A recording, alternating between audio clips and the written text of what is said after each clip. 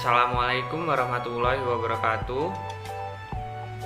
Kami dari kelompok 1 ingin mempresentasikan tentang etika dalam kegiatan produksi dan pemasaran. Sebelumnya perkenalkan, nama saya Muhammad Rizal Prakoso, NPM 1812110108. Perkenalkan, nama saya Jody Setiawan, NPM 1812110107. Assalamualaikum warahmatullahi wabarakatuh. Perkenalkan, saya Andreas Widi dengan NPM 1812111037. Pengertian etika produksi.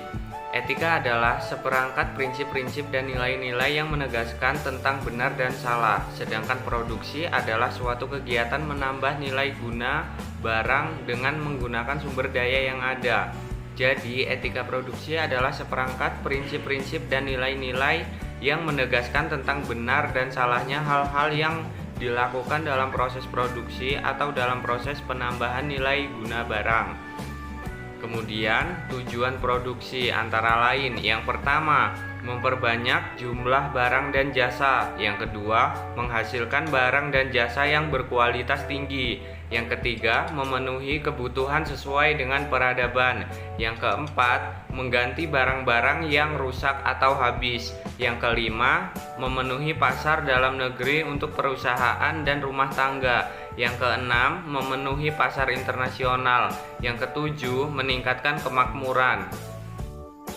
Kemudian, pentingnya etika produksi. Dalam proses produksi, sebuah produsen pada hakikatnya tentu akan selalu berusaha untuk menekankan biaya produksi dan berusaha untuk mendapatkan laba sebanyak-banyaknya. Dalam upaya produsen untuk memperoleh keuntungan, pasti mereka akan melakukan banyak hal untuk memperolehnya. Tanpa konsumen, produsen tidak akan berdaya.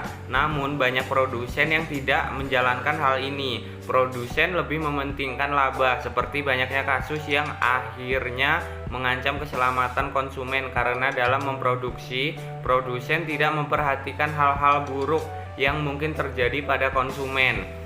Bahkan konsumen ditipu, konsumen ditawarkan hal-hal yang mereka butuhkan, tapi pada kenyataannya mereka tidak mendapatkan apa yang mereka butuhkan. Mereka tidak memperoleh sesuai dengan apa yang mereka tawarkan. Selanjutnya, yang saya akan bahas yaitu tentang pandangan kontrak kewajiban produsen terhadap konsumen, di mana hubungan antar perusahaan dengan konsumen pada dasarnya merupakan hubungan kontraktual, dan kewajiban moral perusahaan pada konsumen adalah seperti yang diberikan dalam hubungan kontraktual.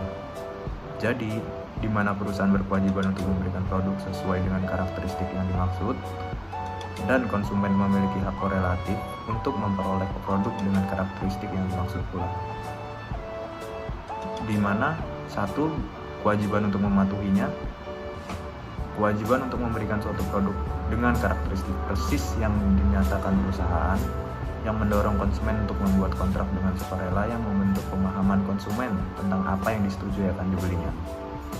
Di mana jadi pihak penjual berkewajiban memenuhi klaim yang dibuatnya tentang produk yang dijual, tidak seperti Winter Shop Laboratories memastikan produk penghilang rasa sakit yang diperoleh oleh perusahaan yang diklaim dapat sebagai obat non-aktif tidak menyebabkan ketergantungan. Selanjutnya, seorang pasien yang menggunakan produk tersebut menjadi ketergantungan dan akhirnya meninggal karena overdosis. Kedua, kewajiban untuk mengungkapkan, di mana penjual yang akan membuat perjanjian dengan konsumen untuk mengungkapkan dengan tepat apa yang akan dibeli konsumen dan apa saja syarat penjualannya. Ini berarti bahwa penjual berkewajiban memberikan semua fakta pada konsumen tentang produk tersebut yang dianggap sebagai berpengaruh kepada keputusan konsumen untuk membeli nantinya. Contohnya, jika pada sebuah produk yang dibeli, konsumen terdapat cacat atau berbahaya beresiko terhadap kesehatan dan keamanan konsumen, maka harus diberitahu kepada konsumen tersebut.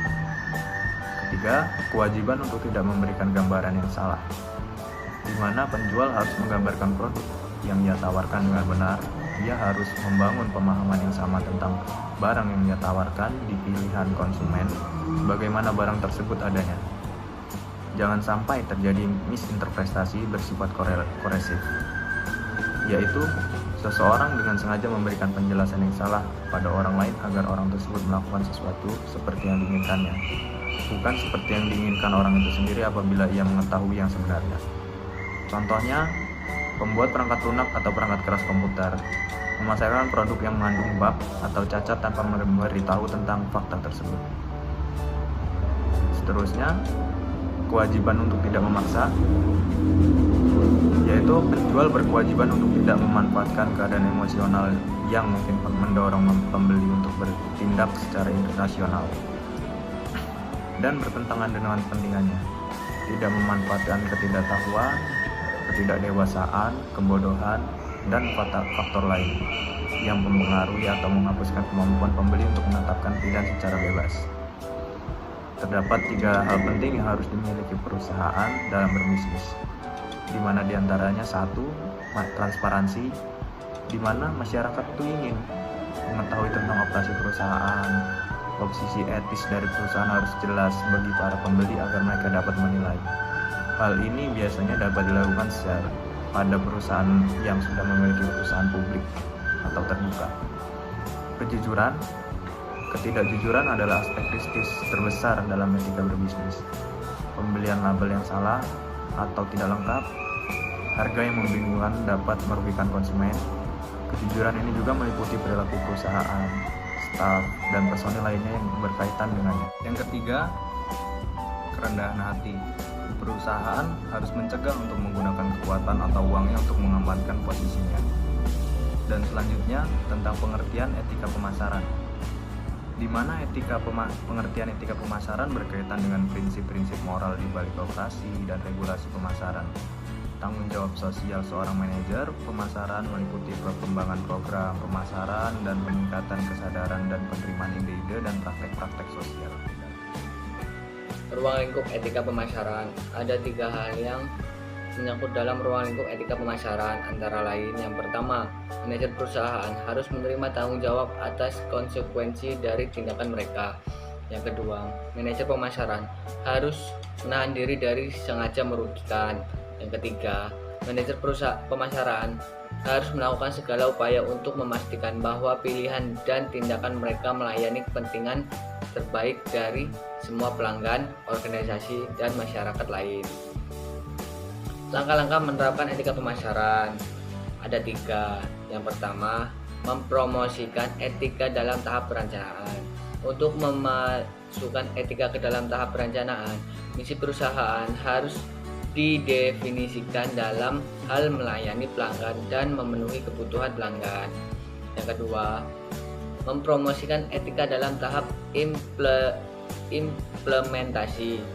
Perusahaan juga harus menggunakan metode promosi yang menghindari iklan negatif dan mempromosikan kebenaran dan kejujuran tentang suatu produk. Yang ketiga, mempromosikan etika dalam tahap kontrol. Tahap akhir dari perencanaan pemasaran adalah untuk menetapkan target, memantau kemajuan. Tahap mengendalikan perencanaan pemasaran melibatkan mengukur keberhasilan rencana sesuai analisa tindakan kuantitatif seperti penjualan, pangsa pasar, dan biaya. Salah satu metode untuk mempromosikan perilaku etis dalam tahap kontrol adalah untuk berhati-hati terhadap invasi privasi sementara mendapatkan data. Hal-hal tidak sesuai dengan etika pemasaran ada 5. Yang pertama, menutupi kelemahan produk. Yang kedua, melebih-lebihkan kemampuan produk. Yang ketiga, memanipulasi pemasaran konsumen. Yang keempat, tidak menyampaikan informasi dengan benar. Yang kelima, mengecoh konsumen dengan menaruh fitur produk lain. Baik, sekian presentasi dari kelompok kami.